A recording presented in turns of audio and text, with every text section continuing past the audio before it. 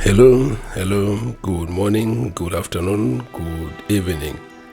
Welcome to the Creator Shift Masterclass. This is the 4E Zone, the place where we help you to energize your life, enlarge your costs, expand your possibilities, and to elevate your game. Welcome to an exciting moment where we'll be having a discussion that is very, very interesting. So make sure you have your piece of paper and a pen to take down some notes. You may also want to know that we have some books that are available. Just go to www.amazon.com and pick your copy from there, both in Kindle or soft copy format or in hard copy. In case you are in Zambia and you want to get a hard copy of the book, you can call me on 0977 20546 or 0966-720-546, or call me in any part of the country, wherever you are, or deliver the book to you. So in case you haven't subscribed to our channels on the Facebook and YouTube, we invite you to subscribe so that whenever we come live or we post a video like this one, you'll be the first to be notified. The channel is the 4E Zone. The 4E Zone. Remember, we have a fourfold assignment to help you energize your life, enlarge your costs, expand your possibilities, and to elevate your game. That informs the direction of the content that we post on our channels. So for today, we have a very interesting topic in this Creator Shift Masterclass. So the topic is elevate your game. Rethink your role to unleash your potential. Elevate your game. Rethink your role to unleash your potential. That's a very interesting title. And we have an interesting quote there from Greg. He says, a label locks me into a definition that people use to control me. A vision graces me with an idea that serves to release me. A label locks me into a definition that people use to control me.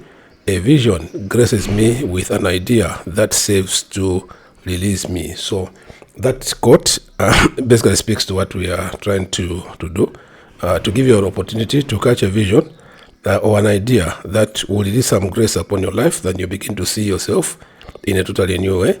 You begin to see yourself in a way that helps you to unleash your potential. When you go through the Bible, you find there's this thing about God that from time to time he visits his people and he helps them to change their perception that they have about themselves, to help them to change, to rethink their role and take up a new role that basically unleashes their potential, unleashes their talents, unleashes their giftings. When you look at the Bible, you have a man called Abraham. I think the community around him had put a label on him that he was an impotent man, someone who had no child, but yet when God visited him, Abraham, at that particular time, Abraham was, I believe he was praying and crying for a child, but God came to help him rethink his role. He said, in blessing, I'll bless you, and I'll make you great, and I'll make you a father of many nations. So from one who wanted to be just a father of a child, God challenged him to think his role and begin to think as a father of many nations. We have another case of the man Moses. He was a fugitive who ran away from Egypt after killing somebody there, and he was by the hillside tending the sheep for his father-in-law. In that same place, God visited him in that burning bush encounter and challenged him to rethink his role from a fugitive to become a deliverer of the children of Israel. It was a big struggle for him, but he accepted it. Remember, it's not who you are that limits you, is who you think you are not. So there's another you that you are yet to pick up. There's another you that you are you are ready to think about. We can still go on with another Bible example. There's a man Gideon who saw himself as one born from the least of the tribes. But yet when the angel visited him, he challenged him to pick up another role, to rethink his role, and he called him a mighty man. And when Gideon accepted that new call, he was able to unleash his potential. You can also fast forward, go into the New Testament. You find the story of Peter and his brother. They were catching fish. They were known as fishermen, and that's a label that could have limited their potential. But Jesus came and challenged them to rethink their role. He said, "Follow me, and I'll make you fishers of men." So that's what we're trying to do in this call this morning, to be able to help you to rethink your role. This will be particularly very helpful to some of us who are working in one place or another. There's a mentality we may have, there's a tag we may have put upon ourselves that has been limiting our potential. There's a story in the Bible in Matthew 25 verse 14. We call it the parable of the talents. That's a parable that Jesus told about a man who had three servants. He was trying to travel to a far country to receive a kingdom, but one day he called his three servants, and to one servant he gave 5 talents, to another he gave 2, and yet to the third one he gave him 1 talent. And we are told that after many years he returned and he asked the disciples to give an account. And the one who received 5, he said to his master, "Behold, you gave me 5 talents. I traded with them, and I made 5 more." He received them, and the master said, "Well done, thou good and faithful servant." And the one who received 2 again, he came with the same story. "You gave me 2 talents, and I traded with them, and I gained 2 more. Here are they." And the master again commended him and said, "Well done, thou good and faithful servant." But there's this interesting man who received 1 talent. He said to his master that, "I know that you're a man who reaps where you do not sow. So I was afraid, and I hid your talent." So he got it from where he dug it from, and he gave back his 1 talent to his master. I believe in his own mind, he thought he was being faithful. Yeah, he was being faithful, but the master had a different definition of faithfulness, because for the master, faithfulness means fruitfulness, and he called the man a wicked man. He said, "You are a wicked servant. Why, if you know that I reap where I didn't sow, why didn't you put my money in the bank that can earn interest?" And he received a heavy punishment. He commanded his servants to get that man and throw him into the outer darkness, and they picked the talents that he had and gave it to the other ones who had much more. So that's a story, and I believe the story of that man who is hiding a talent is the story of many people who may be on this call right now who are hiding their talent. But I want to share some points on what was the major difference between those who made a profit with their talent and the man who hid his talent. What could we have done differently? So I'm sharing with you a model which I'm calling the Elevate model. So we are going to use the word elevate to run through our discussion this afternoon. So let's start. So once again, the title is Rethink Your Role, Unleash Your Potential. Rethink your role, unleash your potential. So what is the first key that we look at? So the first key, coming from the letter E, is called an entrepreneurial employee mindset. That's a combination of entrepreneur and employee. So if you notice between the 2 sets of servants, those 2 who were able to make a profit with the talent that their master gave them, and the other one who hid his talent, the difference is that the one who hid the talent was a typical employee, but the ones who were able to trade their talent, they were entrepreneurial employees. So they had this entrepreneurial mindset in them. So what's the difference between the 2 mindsets? So we'll pick it up from the employee mindset.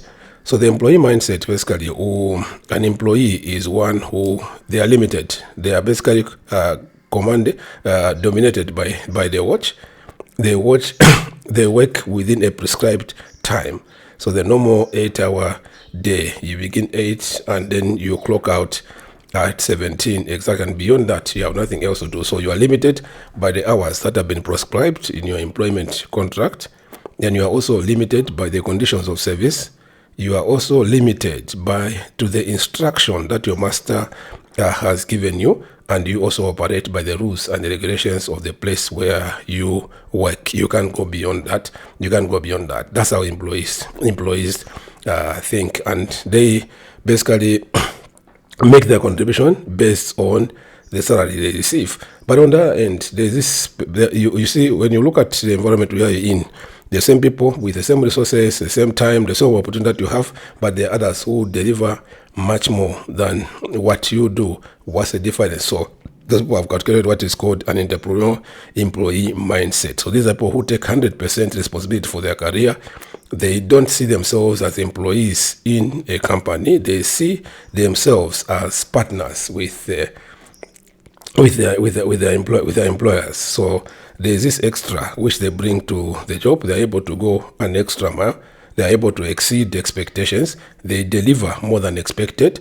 They have no normal working hours, and they don't limit their contribution to the pay. And they may even go beyond the demands of their department to be able to contribute to the whole setting of the institution. That's how the entrepreneurial employees think. You know, at some point last year, I picked up a book by a man called Ike Emokode, a Nigerian businessman. That's the man who drove the idea of setting up Access Bank, the Access Bank Group. So at the time when he conceived the idea of buying a bank, he was an employee. But you see, it was from that book that I was able to coin this term of entrepreneurial employee, because from that work that he was working, he came up with the idea to say he wanted to own a bank. He went to the mother, told the mother that I want to buy a bank. The mother was very shocked with that idea, and he told him, no, you are a young executive, be satisfied with what God has given to you, leave that idea aside. But Ike was very persuaded, and he spoke to his friend Herbert Wigwe, and the two of them, they had some savings together, and they also raised some money from their relatives, and they were able to buy this district bank called Access Bank, which has since grown to be a global bank. So I was wondering, how did someone move from being an employee of a bank to entertaining this idea of owning a bank, and later on actualizing that dream and setting up this bank? But I said, these people were not typical employees. The two of them, they are what we call entrepreneurial employees. You see the same trait in a man called Tony Elumelu. You see all these kind of traits in people like Aliko Dangote, and all those people who have gone on to move from being an apprentice somewhere and being able to own a conglomerate. So you need this mindset. Yeah, even when it comes to people who spearhead and lead wherever there's a management buyout, you can never drive that with an employee mindset. You need to be entrepreneurial in your mindset. I remember when I came into contact with Bishop David Oyedepo, he said we came to give ministry a business approach. So in other words, Bishop Oyedepo is what is called, are qualified to be called an entrepreneurial pastor, because he has laced pastoral ministry with some entrepreneurial mindset. That's why the results in terms of financial results, they are totally different from other ministries because of the mindset he brought to the table. He said we came to give ministry a business approach. So he's an entrepreneurial bishop, an entrepreneurial pastor. That's why his ministry is surrounded by some entrepreneurial aspect to it. Let's move on to the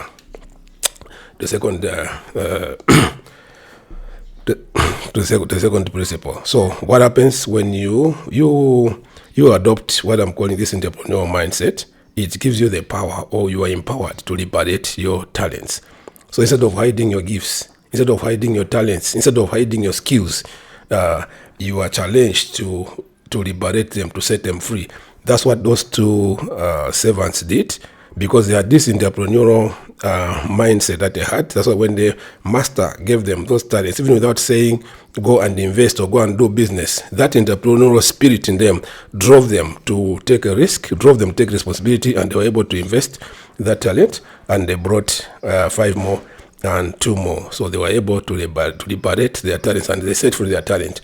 But the other guy, who had the typical employee mindset, was able to arrest the talent. So many of us on this call, we have talents beyond what we are using to deliver in our work assignments. So when you adopt this other mindset, you'll be able to liberate your talent, set free your talent. And it's that same path that will bring you the freedom that you are praying for and the freedom that you are designing for. So you will not only liberate your talents, you also excel new heights.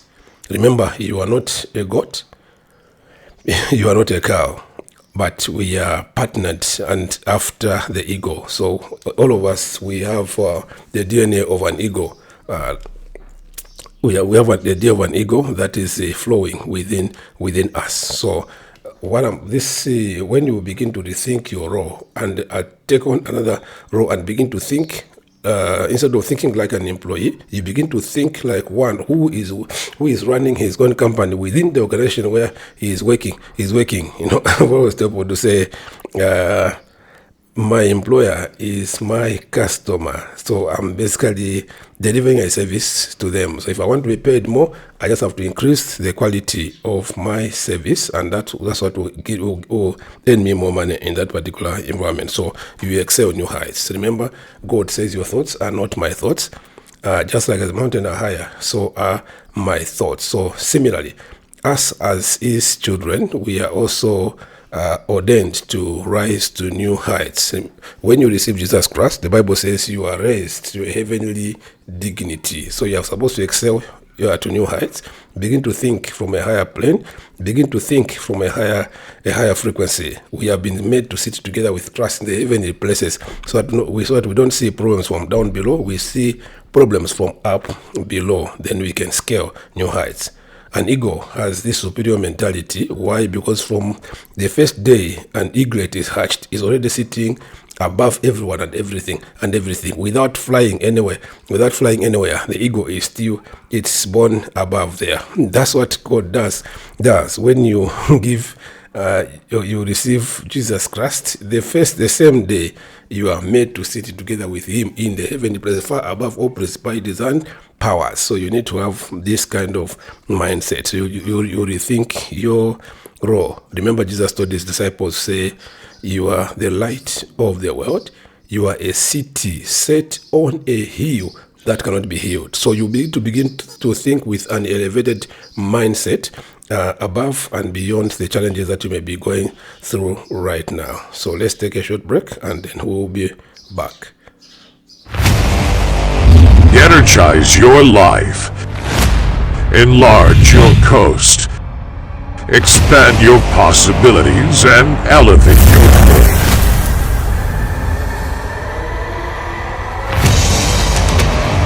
The 4E Zone.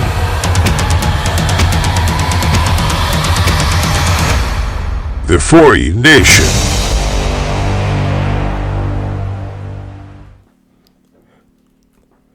Okay, welcome back. So I hope you are following. So we have discussed three things for now. One is an entrepreneurial employee mindset. So you need to make a shift. So if I were you can do like what I did way back in 2007 when I caught this kind of mindset after reading the book Think and Grow Rich, where I saw a man called Edwin C. Barnes who had a desire not to work for Edison, to Thomas Edison, but to work with him. He didn't have capital, he didn't even have transport money to travel to where Edison used to operate from, but this desire in him was so strong to work with Edison, to become a partner of Thomas Edison and not to work for him. And in time, Barnes actualized his dream. He became a partner of Thomas Edison, all by the desire and rethinking his role from being one who was a struggler to one who imagined himself being a partner of the great Thomas Edison. So he liberated his talents and he was able to excel to new heights. So let's take the conversation further to another. So there's something that happens with people who are able to embrace this mindset that we are sharing here. For you to be able to elevate your game, you must be able to value success of the whole rather than your own individual your own individual gains. So you see this broader perspective of success, not just of you as an individual, but of the organization as a whole, the country as a whole, the continent as a whole.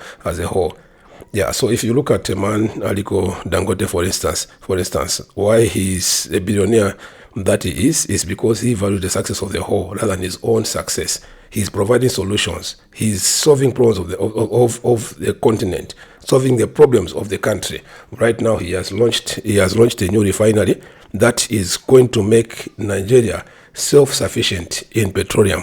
What does that do? He is valuing success of the whole, and in the process, he receives enough compensation. That's why he is a billionaire that he is. So that's what we're talking about, you elevating your game. So instead of just thinking about me and myself, me and my family, you begin to think beyond your family and begin to think the community, begin to think the country, and begin to think the continent, begin to think the world as a whole.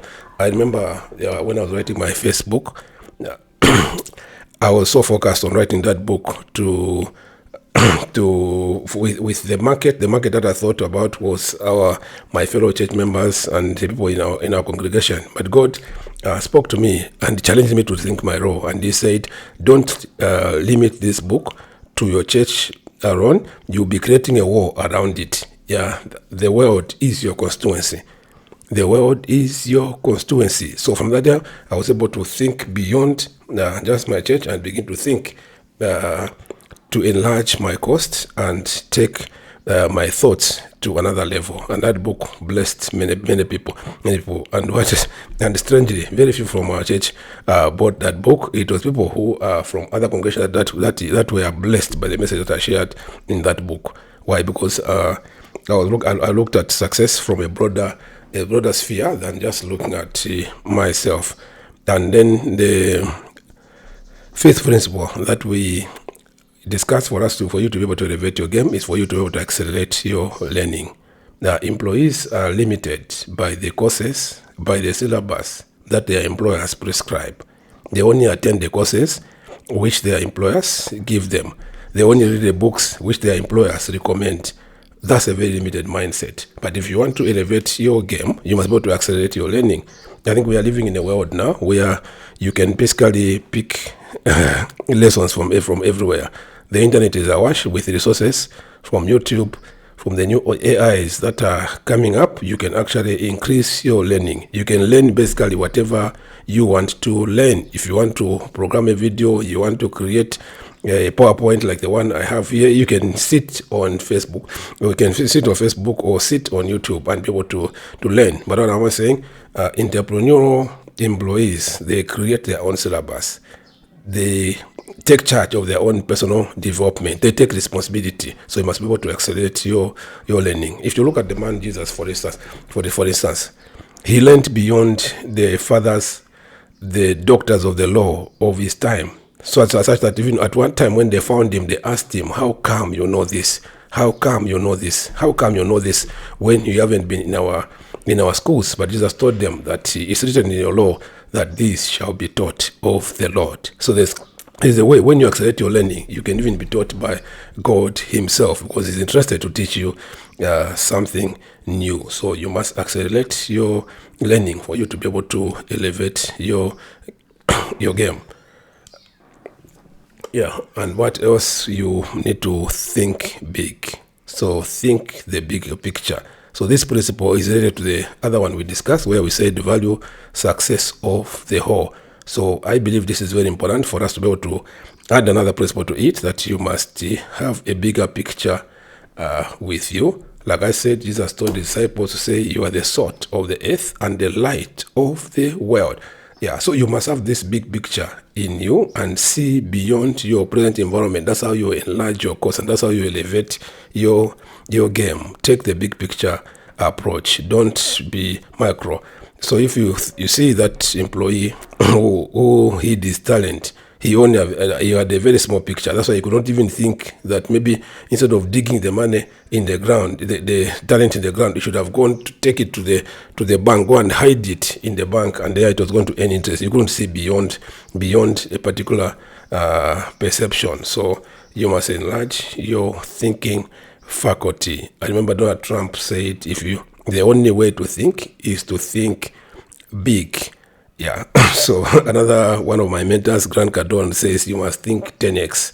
So which means you think 10 times. If you want to do something, think 10 times the thoughts you could have thought if you are doing one thing, and do 10 times the action. So think big. But I believe in the 4E Nation, we have also coined our own version of what these big men are saying. In the 4E Nation, we are saying think 4E. So think thoughts that help you to energize your life. Think thoughts that help you to enlarge your cost. Think thoughts that will help you to expand your possibilities, and think thoughts that help you to elevate your game. So if you have to think 4E. Let's get to the last principle. So I believe the sum total of all that we have discussed in this call, from developing an entrepreneurial employee mindset, liberating your talents, excelling new heights, valuing success of the whole, and accelerating your learning, and embracing big picture thinking, is you empower your future. That's the ultimate. You empower your future. So which means you develop a capacity that can go beyond your present employment status. Even when you exit from that environment, you are able to create your own system and build other systems that will be able to change the world. If you see the example I gave you of the guys who founded Access Bank, because they embraced these principles, that's why they were able to develop capacity that even helped them to buy a bank and later on build it to a trailblazing institution that has moved from being number 65 in the Nigerian market in 2002 to being number one where we sit. Why? Because they thought they are raw and embraced new mindsets that helped them to get ahead. So I want you to embrace these principles, go over them. We deal with them in short now, but I think when you enroll in our master classes, we'll be able to take you further to take these principles to another level and break them down to a level that you can easily understand them. But I believe with this model I've shared with you, as you appear in your workplace, people will be wondering what has happened to you. It's because you have elevated your game. You have quit the employee mindset and become an entrepreneurial employee. So God bless you, and see you in the next class. So once again, don't forget to go to Amazon and buy those books. They are very, very, very priced. Buy a soft copy, it will be delivered to you instantly, or buy a hardcover and Amazon will deliver it to you. And again, in case you are in Zambia and you want to get a physical copy, you can also call me on 0977 2054 And lastly, don't forget to subscribe to our channel, where you'll be able to access these materials. And you can also go to my website, www.malidodixonmwanza.com, where you will find a lot of free resources, and you can also enroll for one of our courses. So God bless you, and see you in the next class. Thank you.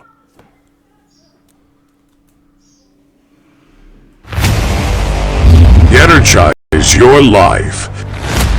Enlarge your coast.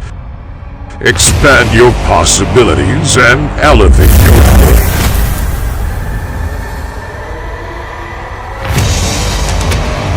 The 4E Zone.